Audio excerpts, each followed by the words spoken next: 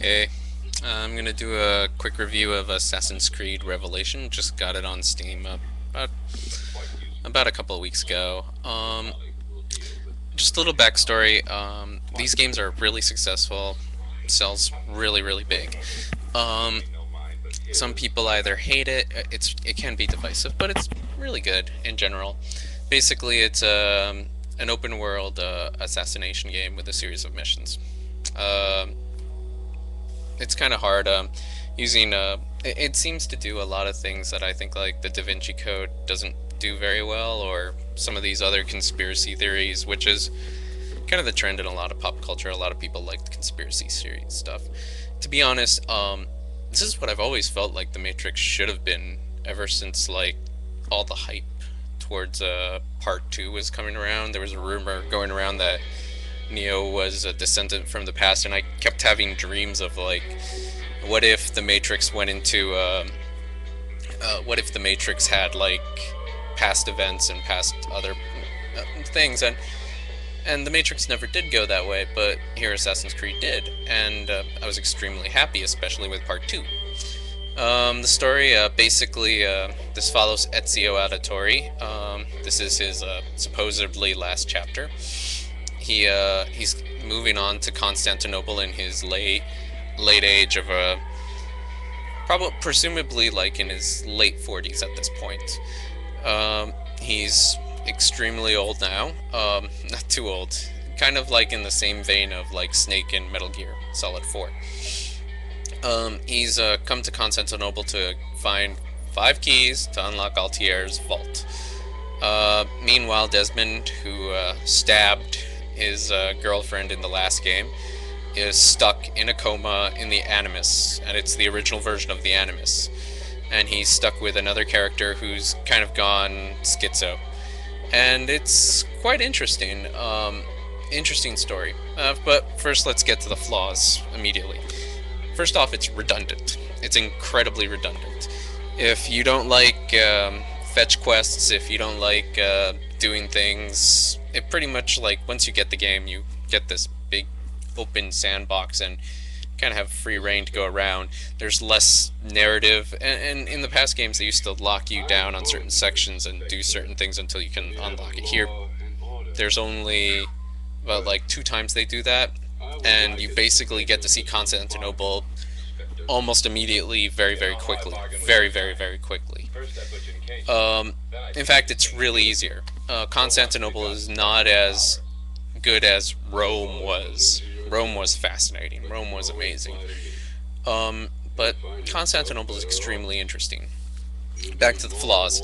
You could basically grind almost everything in the game. It's like one of the biggest thing that they've introduced was a defense tower minigame, in which you have to guard certain sections. First, you have to take down the towers. In Brotherhood, they released these towers that you had to take out before you can sink yourself into the section. And here, there are guards, there's armed forces, and then you take them down, and then you have to protect them later down. It's a lot like Grand Theft Auto San Andreas. The Den Defense Tower I find actually very interesting, but some people don't. There's a latency on the mouse on my computer. There's latency on the mouse, and it doesn't make it too easy. But it's not that difficult. It's like saying how Legend of Zelda does simplify things, doesn't make it too hardcore. Some people could go like super realistic, like Bushido Blade, or other obscure PC games where they go seriously real. Zelda is this button mashy game that's really popular. I think that's why I really enjoy the Assassin's Creed games, because they simplify a lot of things and make it really fun. A lot of the new items are underwhelming. The new hook blade, you can sail across the map, which is fun to get around, but then it doesn't do that much. Bombs are kind of interesting, a little bit too complex for their own good. There's different degrees of explosion, which can be both good and bad, and it's nice to have the iteration and all the little tiny things, but it's not that great. Okay, on to the good things. The graphics are beautiful. and this is hands down the best looking of the Assassin's Creed games.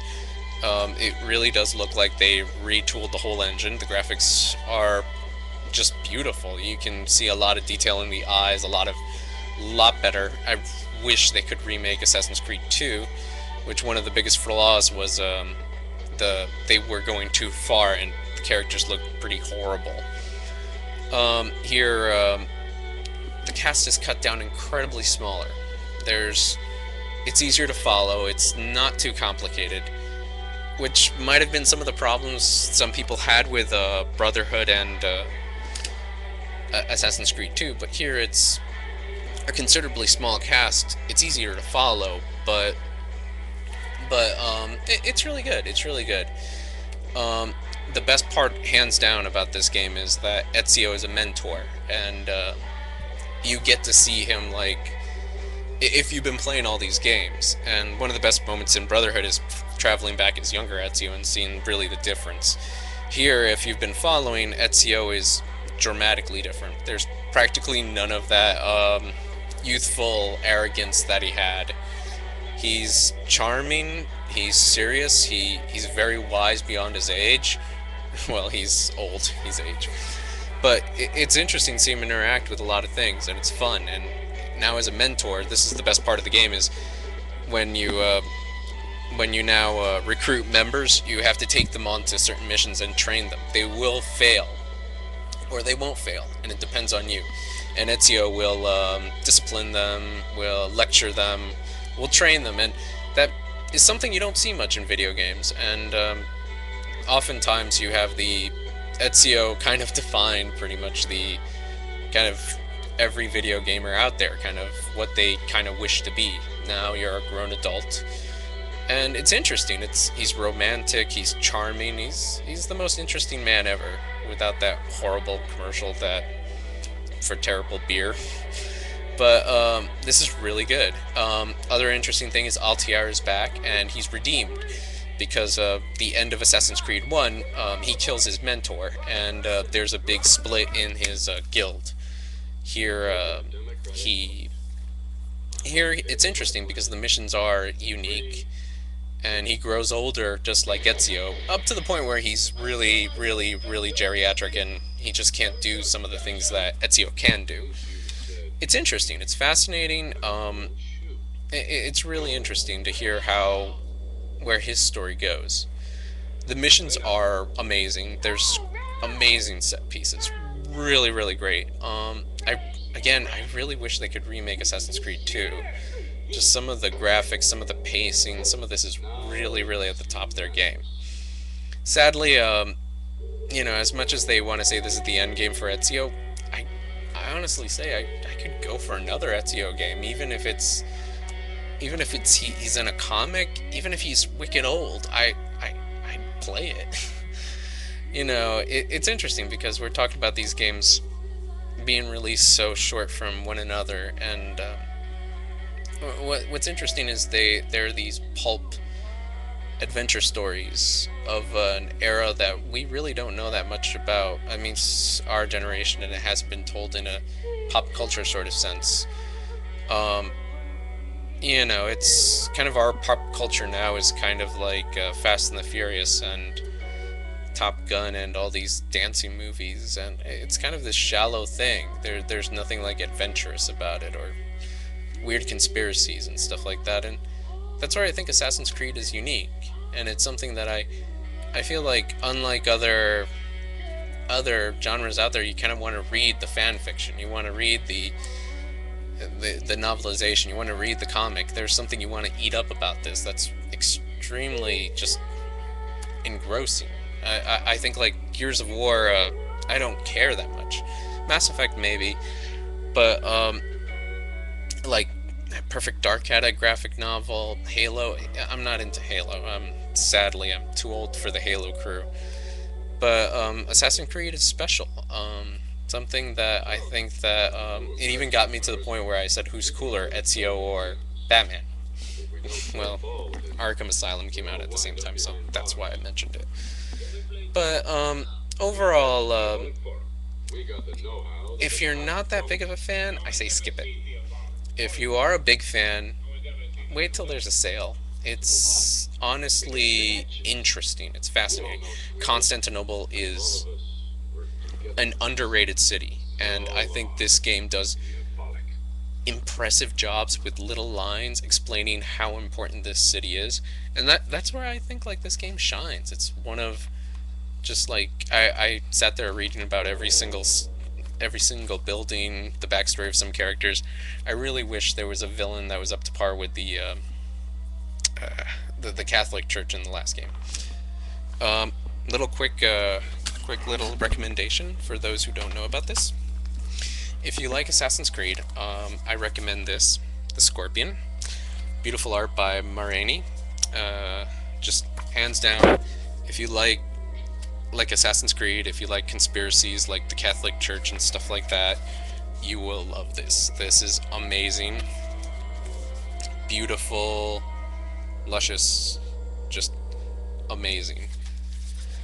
It's a it's a European comic. It's harder to get in America. It's translated really, really beautifully. Just big, grand, sweeping adventures. If you like that stuff, if you love that about Assassin's Creed, you have to check out some of these. God, reading this. Beautiful femme fatales. It's like evil Catholic Church. It's awesome. Just amazing. Gypsy women. Uh, women whores being killed. And revolution. It's just hands down one of the best comics. If you love Assassin's Creed, pick this up. Try to find it at import shops. It's hands down amazing.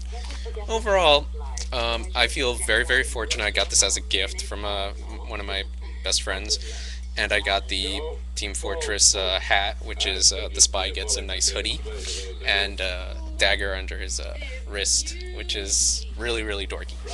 But fun, fun, fun, fun, fun games. Okay, peace out.